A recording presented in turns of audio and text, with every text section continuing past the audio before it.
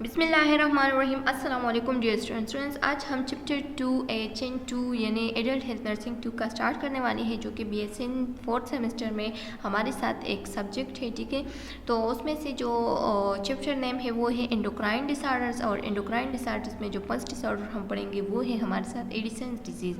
Edison disease किस चीज़ को कहते हैं, इसकी साइन एंड सिम्टम्स क्या है, इसकी नर्सिंग इंटरवेंशन क्या है, इसकी मेडिकल मैनेजमेंट क्या है, इसके लिए कौन कौन से मेडिसिन किस किस टाइम पे यूज़ करना है। ठीक है, तो ये सब हम इस वीडियो लेक्चर में डिस्कस करने वाले हैं, और वीडियो को एंड तक देखिए ताकि आप लोगों को समझ आए कि एडिसन डिजीज़ को हम किस तरह से कंट्रोल या मैनेज करते हैं। ठीक है, तो आइए स्टार्ट लेते हैं। स्टार्ट लेने से पहले आप लोगों से एक छोटा सा रिक्वेस्ट है कि हमारे चैनल लेक्चर्स बयान आया को सब्सक्राइब करें, कमेंट करें and press the bell icon, ताकि नेक्स्ट वीडियो का नोटिफिकेशन आप लोग को बहुत जल्द मिल सके। एडिसन डिजीज़ की थोड़ा रिव्यू देती हूँ कि एडिसन डिजीज़ जो है ना, ये क्या होती है। एक्चुअली हमारे जो किडनी है इसके ऊपर एक ग्लैंड प्रेजेंट होता है, उस ग्लैंड को हम कहते हैं एड्रिनल ग्लैंड होता है। ठीक है, तो ये आप लोगों ने याद रखना है कि हमारी किडनी के ऊपर एक ग्लैंड होता है जिसको हम कहते हैं एड्रिनल ग्लैंड। एड्रिनल ग्लैंड जो है ना, ये हमारे साथ क्या कर देती है, जो कि हमारे स्ट्रेस को, हमारी बीपी को, हमारे साल्ट को, हमारे वाटर्स को, ये सब लेवल को रेगुलेट करती है। ठीक है, तो अगर हमारे साथ एड्रिनल ग्लैंड की कोई भी डिजीज़ आ गई,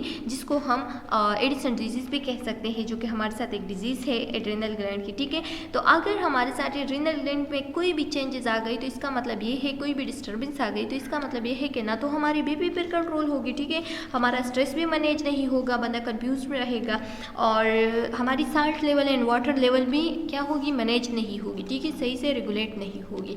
तो बीपी लेवल को कंट्रोल करने के लिए, साल्ट एंड वाटर को कंट्रोल करने के लिए एंड स्ट्रेस लेवल को कंट्रोल करने के लिए हम क्या करते हैं, अपने एड्रिनल ग्लैंड को हेल्थी रखते हैं। ठीक है, तो अब हमारे साथ एड्रिनल ग्लैंड में जो कि किडनी के ऊपर मौजूद है, उसमें कुछ डिफिशिएंसी आई है, कुछ मतलब एबनॉर्मेलिटी आई है, जिसको हम कहते हैं एडिसन डिजीज़। एडिसन डिजीज़ को देखते हैं कि ये किस चीज़ को कहते हैं। एडिसन डिजीज़ जो है ना, ये हमारे साथ उस डिजीज़ को कहते हैं जब कॉर्टिकोस्टेरॉइड जो होते हैं, कॉर्टिकोस्टेरॉइड क्या होती है, ये एड्रिनल ग्लैंड से कुछ हार्मोन सिक्रेट होते हैं जिसको हम कॉर्टिकोस्टेरॉइड कहते हैं। अगर उसकी डिफिशिएंसी आ गई, and androgen, corticosteroid and androgen, ये दोनों हार्मोन्स ऐसे हार्मोन्स हैं जो कि एड्रिनल ग्लैंड से खारिज होते हैं। ठीक है, अगर एड्रिनल ग्लैंड से जो हार्मोन खारिज हो रहे हैं, जिसमें हमारे साथ क्या है, कॉर्टिकोस्टेरॉइड है एंड एंड्रोजन है, उन दोनों की डिफिशिएंसी आ गई है, तो उस दौरान उस डिजीज़ को फिर हम कहते हैं कि बॉडी में एडिसन डिजीज़ काज हो गई है। ठीक है, एडिसन डिजीज़ की अगर हिस्ट्री की हम बात करें तो ये एडिसन नेम कहाँ से आया है, तो ये एडिसन नेम जो है ना, ये एक फिजिशियन था हमारे साथ जिसका नाम था थॉमस एडिसन। थॉमस एडिसन ने इस डिजीज़ को मतलब इजाद किया और फिर इसको नेम दे दिया। उसने अपने नेम से एडिसन को हटा के यहाँ पे इसके साथ जुड़ दिया और इसका नाम दिया कि एडिसन डिजीज़। ठीक है, जो कि उसने क्या किया था, इंटरवेन किया था। अच्छा, अब ये हमारे साथ कौन सा डिज़ार्डर है, ये हमारे साथ एक मेटाबॉलिक डिसऑर्डर है, जो कि इन्फेक्शन वगैरह से भी खास होते हैं, जो कि कैंसर के दौरान भी हो जाता है, और ज़्यादातर ये HIV वायरस जो कि हमारे साथ एड्स वगैरह है उस दौरान ये हो जाता है। ठीक है, तो ये आप लोगों ने याद रखना है। स्टूडेंट्स, एक बात बता दूं कि ये जो कॉर्टिकोस्टेरॉइड्स होते हैं ना, इसके दो पार्ट्स होते हैं, एक को हम कहते हैं ग्लूकोकॉर्टिसॉइड और दूसरे को हम कहते हैं मिनरेलोकॉर्टिसॉइड। ठीक है, तो ये जो ग्लूकोकॉर्टिसॉइड्स होते हैं ना, ये हमारे साथ एक्चुअली कोलेस्ट्रॉल को क्या कर देती है, उसकी ड्राइवेशन कर देती है। दूसरा ये कि ये फंक्शन कर देती है एंटी इन्फ्लेमेटरी, यानी इन्फ्लेमेशन को हमें बचा देती है। ठीक है, और तीसरा ये कि ये हमारे बॉडी में जितनी भी लीवर है, पेट है, बॉडी में बून है, सारे के मेटाबॉलिज्म को ये मेंटेन रखती है। ठीक है, हमारी बॉडी के मेटाबॉलिज्म को ये मेंटेन रखती है।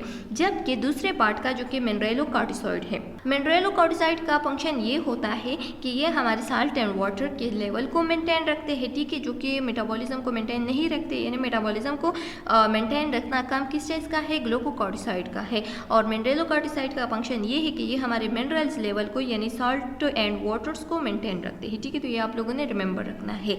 अब अगर ये एडिसन डिजीज़ आया है, यानी जो एड्रिनोकॉर्टिसॉइड्स का या एंटीरोकॉर्टिकुलर इनसफिशिएंसी आई है, तो उस वजह से हमारे साथ जो मिनरल कॉर्टिसॉइड एंड जो ग्लूकोकॉर्टिसॉइड है उसकी भी डिफिशिएंसी आ जाएगी। तो इस वजह से जो मेटाबॉलिक सिस्टम है वो भी डिस्टर्ब डिस्टर्ब होगा, जो स्ट्रेस है वो भी डिस्टर्ब होगा, एंड जो मतलब साल्ट एंड वाटर लेवल है या मिनरल लेवल है वो भी डिस्टर्ब होगा हमारे बॉडी में, ठीक है। तो आइए स्लाइड की तरफ आते हैं कि स्लाइड में क्या बताया है। Addison disease is a chronic adrenocortical insufficiency most common cause and auto immune destruction. ये पॉइंट आप लोगों ने ज़रूर याद रखना है स्टूडेंट्स, ये रिमेंबर रखें कि ये हमारे साथ एक ऑटो इम्यून डिसऑर्डर है, ठीक है। यानी हमारे बॉडी का जो इम्यून सिस्टम है वो खुद ही अपने आप पे क्या कर देती है, एक एबनॉर्मली रिएक्शन काज कर देती है, जिसकी वजह से जो एड्रेनोकॉर्टिसॉइड्स है उसकी डिफिशिएंसी आ जाती है, और उस डिफिशिएंसी की वजह से एडिसन डिजीज काज होती है ऑफ द एड्रेनल कॉर्टेक्स, ठीक है। और ये ऑटो इम्यून डिस्ट्रक्शन कहाँ पे हो जाता है, एड्रेनल कॉर्टेक्स में। Other cause of adrenal insufficiency include, और इसकी अदर काजेस क्या हो सकती है, फंगल इन्फेक्शन हो सकती है, जैसे कि मैंने आप लोगों को बताया एड डिजीज़, कैंसर वगैरह ये सब भी हो सकती है, and infectious disease such as tube भी हो गए, ट्यूबरकुलोसिस, ठीक है, हेमरेज, ब्लीडिंग वगैरह, एंड मेटास्टेटिक डिजीज़ जो कि रेयरली हमारी बॉडी में मौजूद होते हैं। मेटास्टेटिक डिजीज़ कौन से डिजीज़ को कहते हैं, वो डिजीज़ जो कि हमारी बॉडी में क्या कर देती है, मेटाबॉलिज्म का सिस्टम परफॉर्म कर देती है, ठीक है, मेटाबॉलिज्म कर देती है, हर एक फंक्शन का हर एक बॉडी पार्ट का मेटाबॉलिज्म कर देती है, तो वो भी उसकी वजह से भी क्या हो जाती है, एडिसन डिजीज़ लग जाती है अगर उसकी डिजीज़ आ गई है।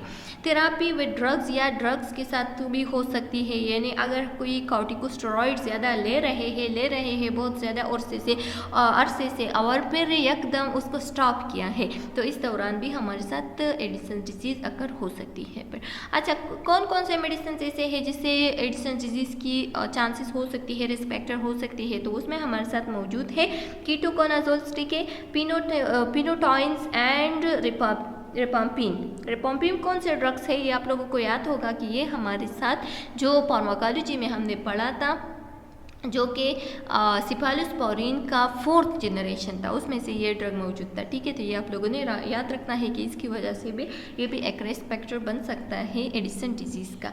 थेरापी अच्छा, sudden withdrawal of steroid therapy, अगर कोई स्टेरॉइड थेरापी ले रही है ज़्यादा अरसे से और एकदम फिर उसको स्टॉप कर दे, तो उस दौरान भी हो सकती है। Surgical removal of both adrenal gland, अगर बोथ एड्रेनल ग्लैंड का सर्जिकल रिमूवल हो जाए तो उस दौरान भी एडिसन डिजीज़ का हो सकती है। एंड ह्यूमन इम्यूनोडिफिशियंसी वायरसेस या एड्स की वजह से, HIV वायरस की वजह से भी ये अकर हो सकती है, ठीक है। ये आप लोगों ने रिमेंबर रखने हैं कुछ पॉइंट से, important MCQs point of view से।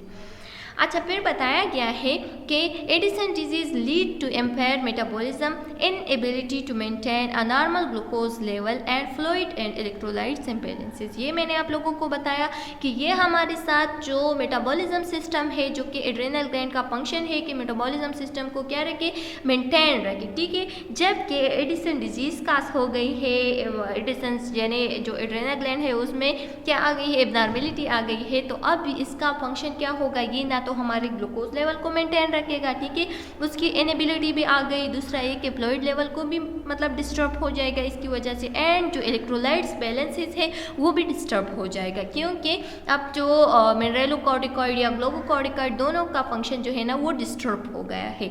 स्टूडेंट्स, अब primary insufficiency and secondary insufficiency की बात करते हैं, तो प्राइमरी इनसफिशिएंसी में ऐसा होता है कि जो हार्मोन्स होते हैं जिसको हम कॉर्टिकोट्रोफिन कहते हैं, ठीक है, उसकी रिलीज हो रही है किस चीज़ से, पिट्यूटरी ग्लैंड से, लेकिन जो एड्रेनल ग्लैंड है वो उसको अपना रिस्पॉन्स शो नहीं करता, तो इस वजह से प्राइमरी इनसफिशिएंसी आ जाती है। जबकि सेकेंडरी इनसफिशिएंसी में क्या होता है कि इसमें इनसफिशिएंट रिलीज ऑफ कॉर्टिकोट्रोफिन होती है पिट्यूटरी ग्लैंड से, ठीक है, यानी पिट्यूटरी ग्लैंड जो है ना वो अपना सिक्रीशन कम कर देता है या बिल्कुल नहीं कर देता है, इस वजह से सेकेंडरी इनसफिशिएंसी आ जाती है और एडिसन डिजीज़ की एक काज बन जाती है। अच्छा, लैक ऑफ कॉर्टिसोल, कॉर्टिसोल क्या होते हैं, हमारे पास जो दो पार्ट्स हमने बताए कि एक हमारे साथ तो होता है ग्लूकोकॉर्टिसॉइड जो कि किस चीज़ का पार्ट है, जो कि हमारे साथ कॉर्टिकोस्टेरॉइड का पार्ट है, ठीक है। कॉर्टिकोस्टेरॉइड का 2 पार्ट्स होते हैं, एक होते हैं ग्लूकोकॉर्टिसॉइड और दूसरा होता है मिनरलोकॉर्टिसॉइड। जो ग्लूकोकॉर्टिसॉइड होते हैं ना उसके फिर एक अलग पार्ट है जिसको हम कहते हैं कॉर्टिसोल। कॉर्टिसोल जो है ना, अगर ये डिमिनिश हो गया, ये इसकी कमी आ गई, तो फिर ग्लूकोजेनेसिस नहीं होगा। ग्लूकोजेनेसिस किस चीज़ को कहते हैं? जो हमारे साथ नॉन कार्बोहाइड्रेटेड फूड को कन्वर्ट करते हैं किस चीज़ में? ग्लूकोज में, ठीक है। यानी वो फंक्शन जो कि नॉन कार्बोहाइड्रेटेड फूड को मतलब उसकी ब्रेकडाउन कर देती है और उसको कन्वर्ट कर देती है ग्लूकोज में, ठीक है। तो अगर हमारे साथ कॉर्टिसोल की कमी आ गई है तो इसका मतलब ये है कि फिर वो फ्रासिस नहीं होगा, यानी ग्लूकोजेनेसिस नहीं होगा। अगर ग्लूकोजेनेसिस नहीं होगा तो लीवर में ग्लाइकोजन की कमी आ जाएगी, और अगर लीवर में ग्लाइकोजन की कमी आ गई है तो सेंसिटिविटी ऑफ इंसुलिन ज़्यादा हो जाएगी, और अगर सेंसिटिविटी ऑफ इंसुलिन ज़्यादा हो गई है तो हमारी बॉडी में हाइपोग्लाइसीमिया यानी ग्लूकोज लेवल कम हो जाएगी, ठीक है।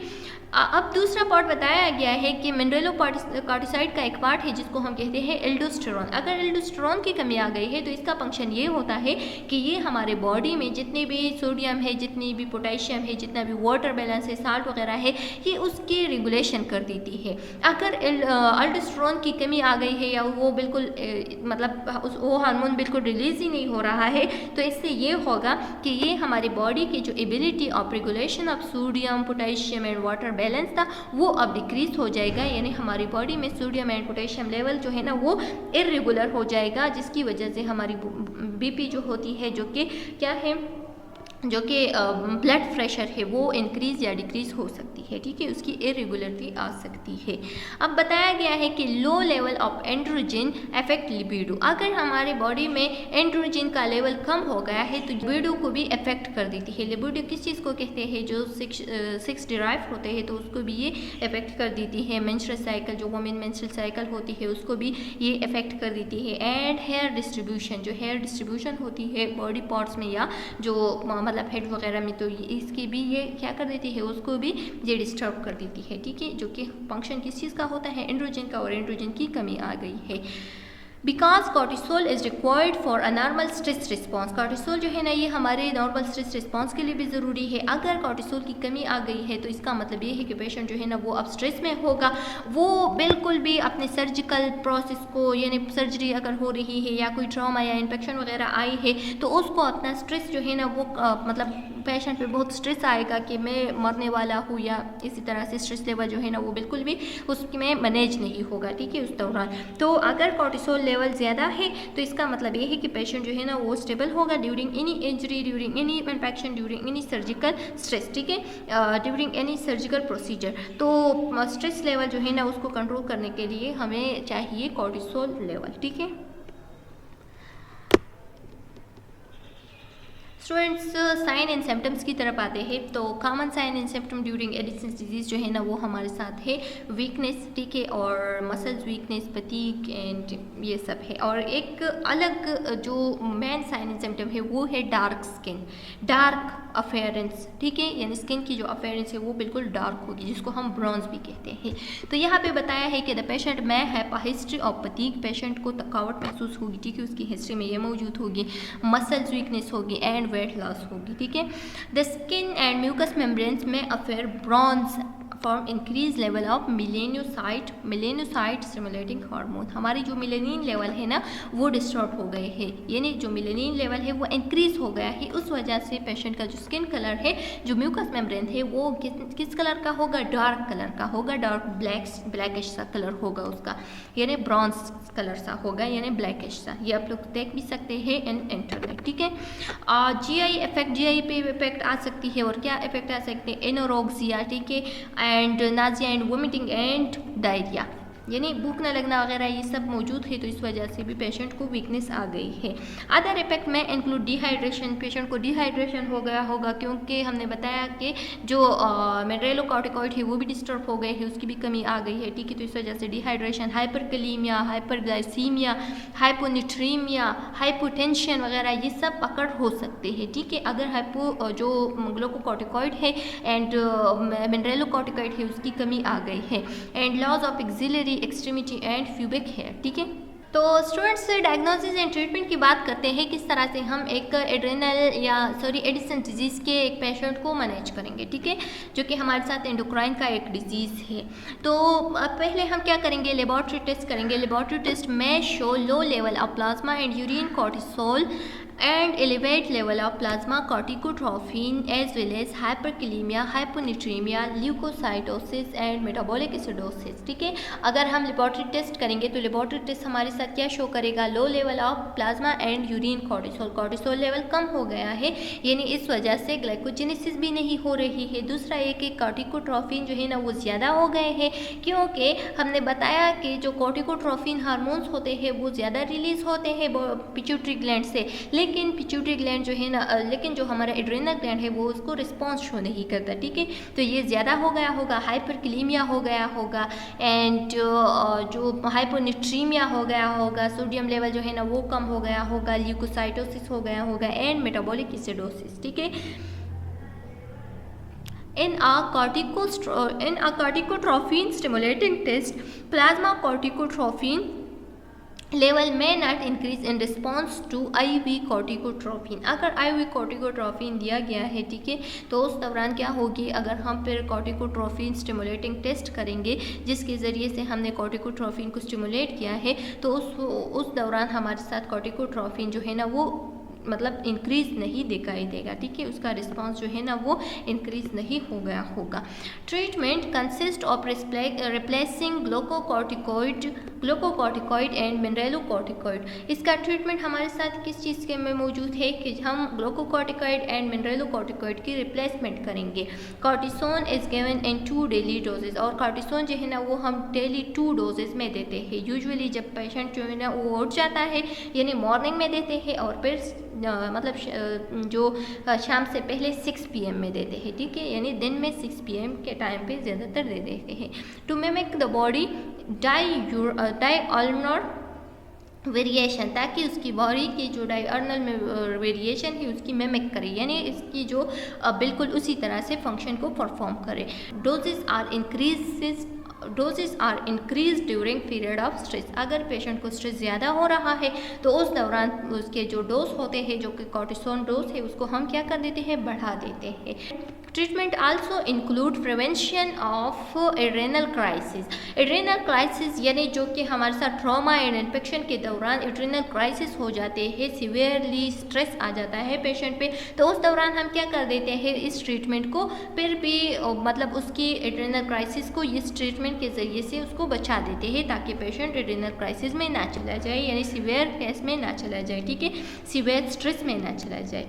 ऑप्सेट GI ऑप्सेट क्यों रहती है, जब हम इस सारे क्राइसिस वगैरह को मतलब उसको क्या कर देते हैं, रिप्लेस कर देते हैं। उस क्राइसिस से बचाने के लिए, पेशेंट को क्राइसिस से बचाने के लिए, उसकी ट्रीटमेंट करने के लिए जब हम replacement of sodium water and cortisone कर देते हैं, तो उस दौरान हमारी जो GI ऑप्सेट्स आ जाती है, यानी गैस्ट्रोइंटेस्टाइनल ट्रैक्ट में कुछ ना कुछ डिस्टर्बेंस आ जाती है, तो उसको भी हम मैनेज कर देते हैं। ठीक है, एड्रेनल ह्यूमरेज हो रही है, यानी एड्रेनल ग्लैंड से ब्लीडिंग स्टार्ट हो गई है। आफ्टर सेप्टिसीमा, अगर इन्फेक्शन एंड ब्लड हो गई है, उसके बाद एड्रेनल ग्लैंड से ब्लड स्टार्ट हो गई है, is a rare complication of Addison disease. ये भी हमारे साथ एक कॉम्प्लिकेशन हो सकती है ड्यूरिंग एडिसन डिजीज।